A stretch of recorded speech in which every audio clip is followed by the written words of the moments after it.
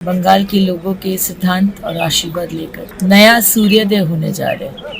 ভারতের পশ্চিমবঙ্গে ক্ষমতার পালাবদলের মধ্য দিয়ে দেশটির রাজনীতিতে নতুন এক অধ্যায়ের সূচনা হয়েছে। দীর্ঘদিনের রাজনৈতিক প্রতিদ্বন্দ্বিতা ও উত্তপ্ত নির্বাচনী লড়াই শেষে প্রথমবারের মতো রাজ্যে সরকার গঠন করেছে ভারতীয় জনতা পার্টি বিজেপি। শনিবার মুখ্যমন্ত্রী হিসেবে শপথ নেন শুভেন্দু অধিকারী। একই দিনে নতুন মন্ত্রিসভার সদস্য হিসেবেও শপথ নেন বিজেপির একাধিক নেতা, যার মধ্যে অগ্নিমিত্রা পাল ছিলেন।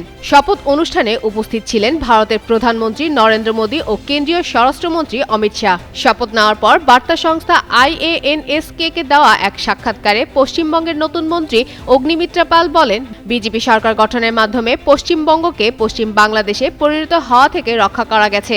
বাংলাদেশের প্রথম 5D AI ইনভার্টার যুক্ত সর্বোচ্চ বিদ্যুৎ সাশ্রয়ী যমুনা এয়ার কন্ডিশনার। তিনি দাবি করেন, গত কয়েক বছরে বিজেপি কর্মীরা রাজনৈতিক হামলা, মামলা, নির্যাতন ও সহিংসতার শিকার হয়েছেন। আবেগঘন প্রতিক্রিয়ায় তিনি বলেন, এখনো বিশ্বাস করতে পারছি না যে সত্যি আমাদের সরকার হয়েছে। অগ্নিমিত্রা পাল আরও বলেন, জনসংঘের প্রতিষ্ঠাতা শ্যামাপ্রসাদ মুখার্জির স্বপ্ন বাস্তবায়িত হয়েছে। তার অভিযোগ, তুষ্টিকরণের রাজনীতির মাধ্যমে পশ্চিমবঙ্গের ভাষা, সংস্কৃতি ও পরিচয় বদলে ফেলার চেষ্টা চলছিল। বিজেপির বিজয় সেই প্রবণতাকে থামিয়েছে বলেও মন্তব্য করেন তিনি। তবে তৃণমূল কংগ্রেস এসব বক্তব্যকে রাজনৈতিক প্রচারণা হিসেবে আখ্যা দিয়েছেন। দলটির নেতাদের দাবি, বিজেপি বিভাজনের রাজনীতি উস্কে দিয়ে রাজ্যে ধর্মীয় উত্তেজনা বাড়ানোর চেষ্টা করছে।